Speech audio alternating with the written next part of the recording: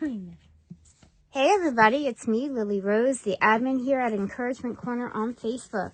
And we are continuing on today in the book of Judges, chapter 13. And my son here has recently learned about the story of Samson, so I've asked him to read just the first paragraph for us. The birth of Samson. Again, the Israelites did evil in the Lord's sight. So the Lord handed them over to the Philistines, who oppressed them for 40 years. In those days, a man named Manoah from the tribe of Dan lived in the town of Zorah. In those days, his wife was unable to become pregnant, and they had no children. The angel of the Lord appeared to Manoah's wife and said, "Even though you have been unable to have children, you will soon become pregnant and give birth to a son. So be careful. You must not drink wine or any other alcoholic drink, nor eat any forbidden food. You will become pregnant and give birth to a son, and his hair must never be cut, for he will be dedicated to God as a Nazarite from birth. He will begin to rescue Israel from the Philistines." Thank you so much, buddy. It says, the woman ran and told her husband, "A man of God appeared to me. He looked like one of God's angels, terrifying to see. I didn't ask where he was from, and he didn't tell me his name. But he told me, 'You will become pregnant and give birth to a son. You must not drink wine or any other alcoholic drink, or eat any forbidden food. For your son will be dedicated to God as a Nazarite from the moment of his birth until the day of his death.'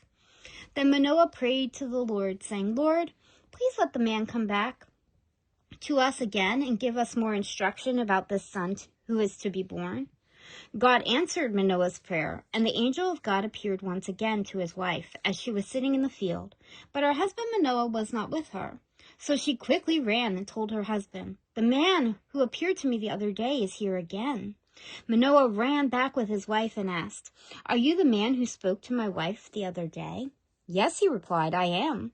So Manoah asked him, 'When your words come true, what kind of rules should govern the boy's life and work?' The angel of the Lord replied, 'Be sure your wife follows the instructions I gave her. She must not eat grapes or raisins, drink wine or any other alcoholic drink, or eat any forbidden food.'